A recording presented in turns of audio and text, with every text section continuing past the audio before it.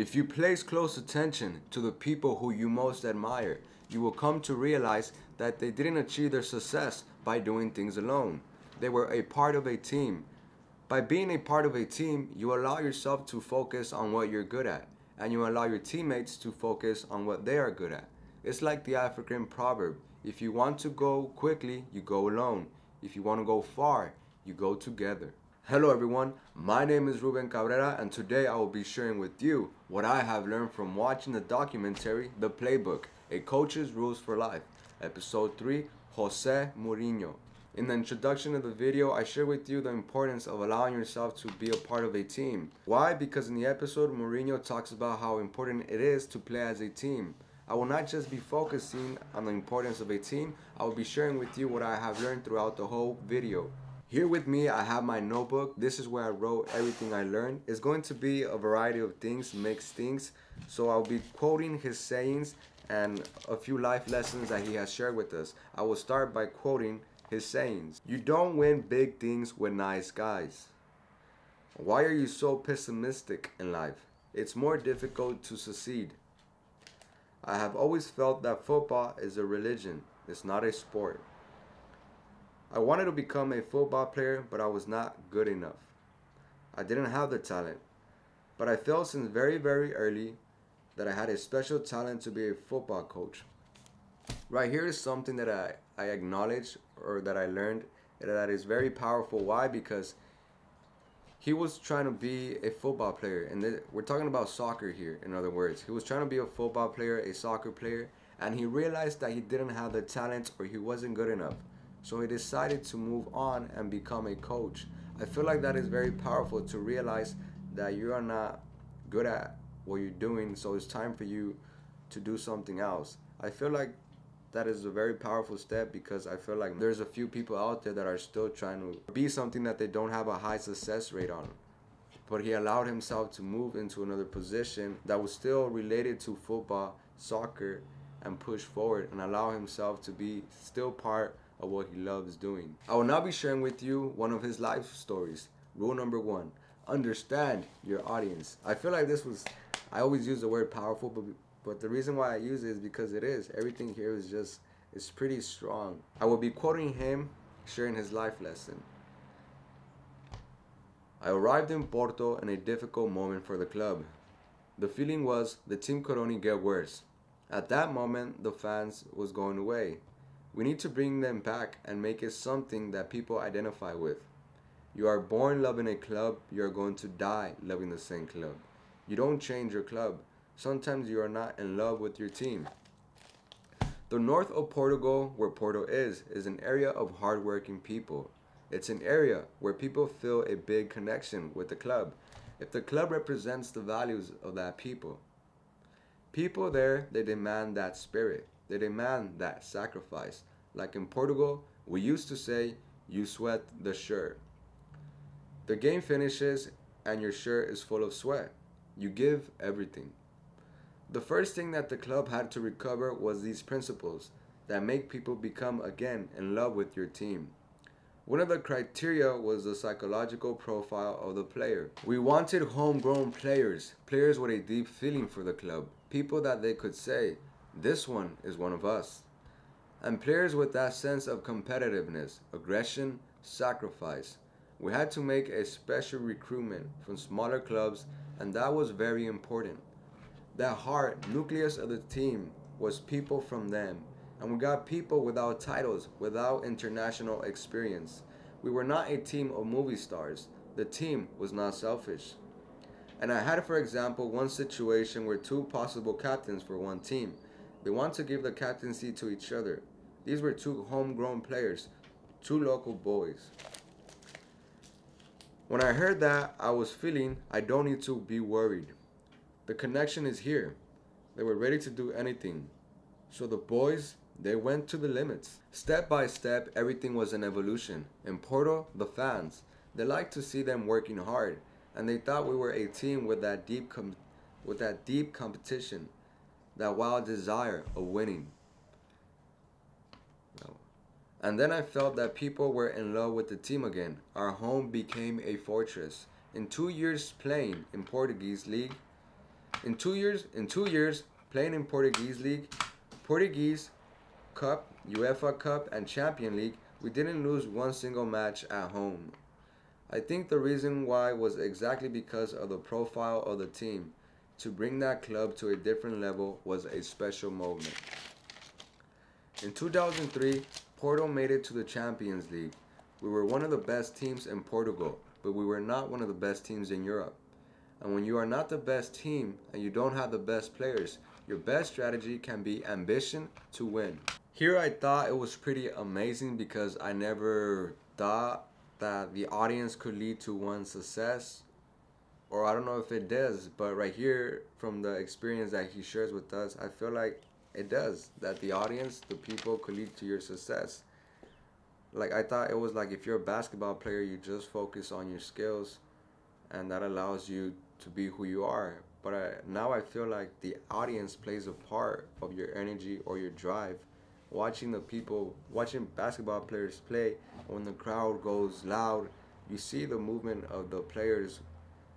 They have that drive or that intention to score or to win a game. And here's the same with soccer. I find it interesting that he took that approach.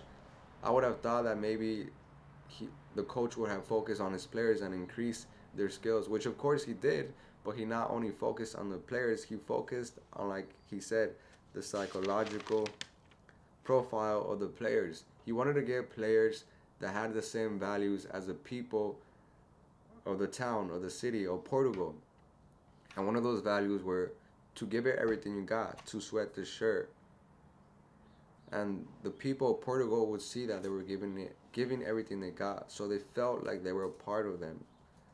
And I feel like that is strong. This is something new to me that I never really realized. Like yeah, people motivate you, but to give you that amount of power that allows you to build a fortress in your home and not lose a single game in the Portuguese Cup, in the UEFA Cup, and the Champion League. That's pretty amazing. So I feel like this is something powerful here, that maybe we should start focusing on our audiences as well, and what is it that they value, and could we start applying those values in our lives, so we can give them strength and allow them to give strength to us. Rule number 2: if you are prepared for the worst, you are prepared. Manchester United was the best team, and I thought if we get Manchester United in a draw, my players, they are going to get disappointed because Porto was one of the easiest teams.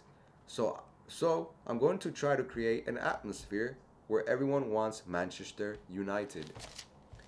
If they come good, I create already a state of mind where we want them. If they don't get better, because we will get an easier opponent. This was the 2003 to 2004 UEFA Champions League. And because I made that decision, we were tremendous. The team was aggressive. The team really wanted to beat the opponent.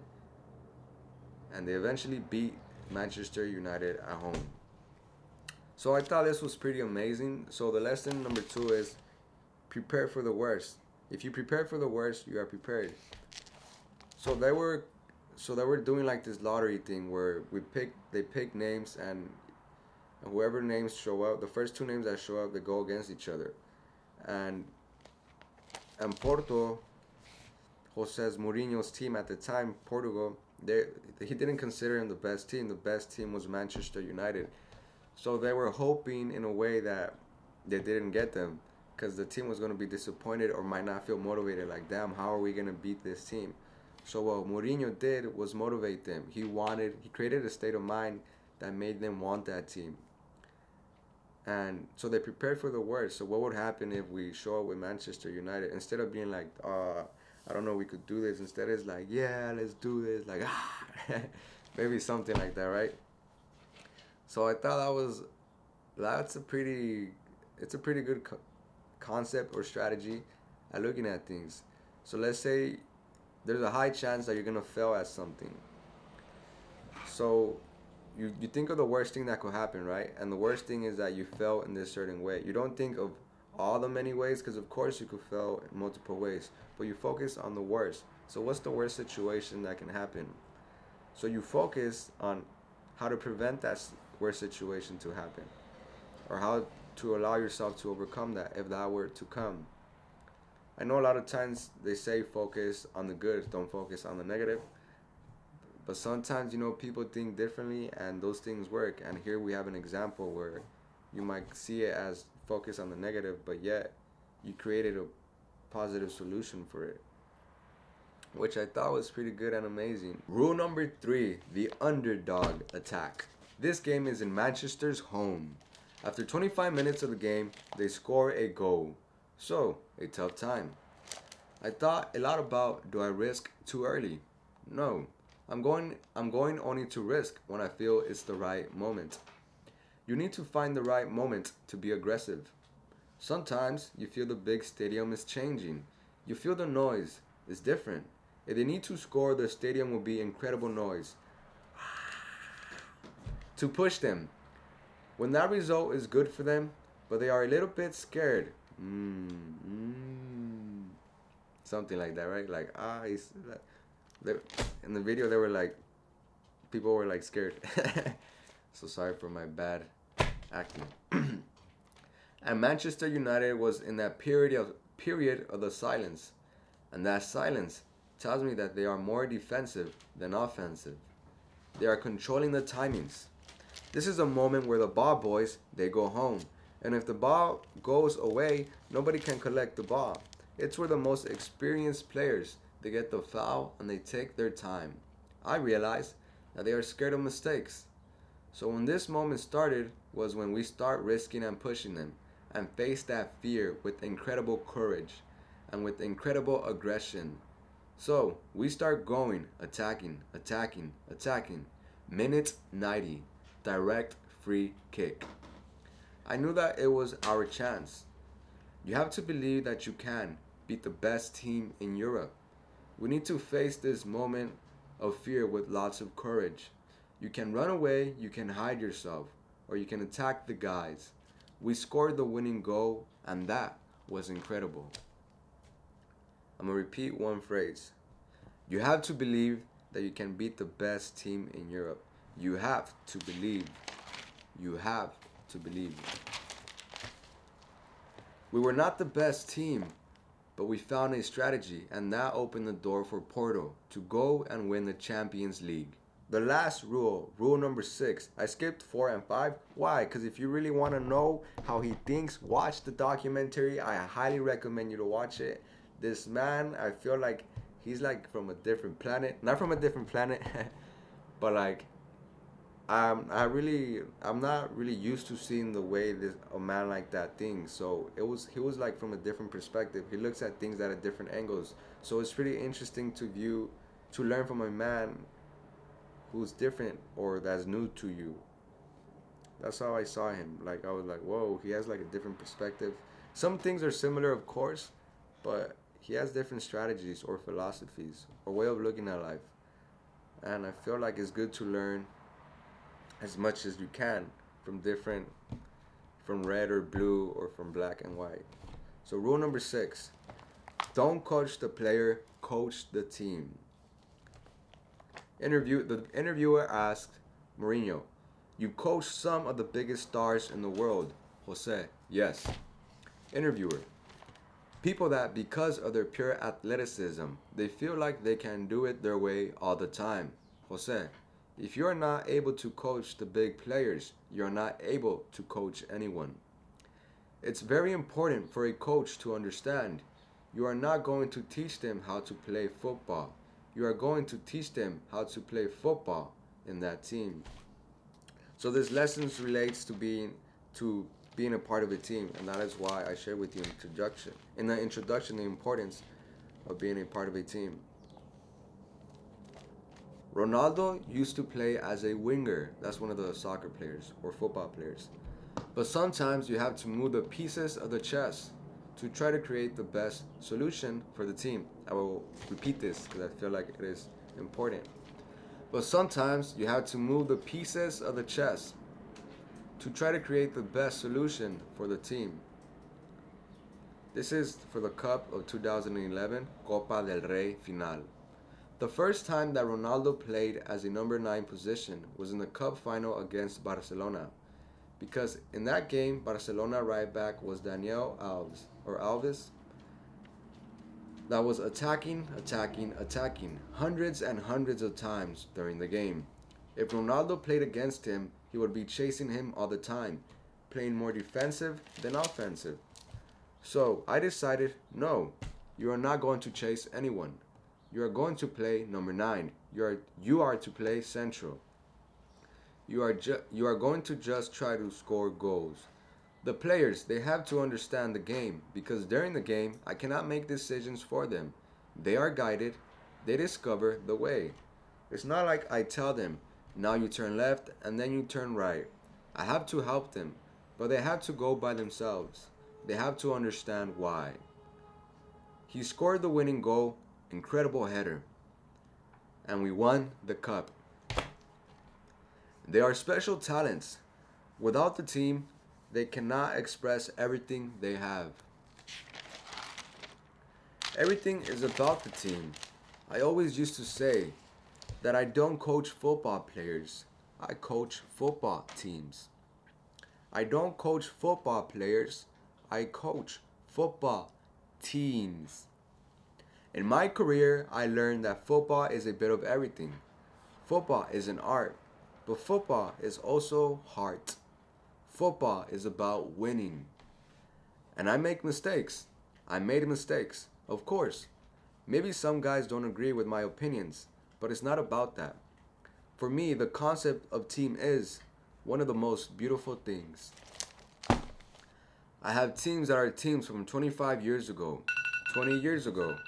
Sorry, my alarm. I had to finish this in 30 minutes, but I didn't. But let's continue. From 25 years ago, 20 years ago, 10 years ago, we are still a team. We are still a team. If any one of us needs the other, and everybody's coming for you, and in the end, the trophies that we won in different teams, in different generations, with different groups, of course, that is what stays for the history of football. But I think, in all my experience in football, there is a human side of it. Team, brother, family, and for me, these are the things that stay forever. This is what I have learned from watching episode 3, The Playbook, A Coach's Rules for Life, Jose Mourinho. I hope you learned something today that you can apply to your life to get you closer to your mission, to your purpose, and to your goals. If you found this video useful, share with someone that will benefit from watching this. Or make the decision to watch the documentary. You are going to learn much more, and you're going to see the man speak and express his emotions and his tonality with his voice. Thank you for watching. All I ask of you is to share the story. Gracias.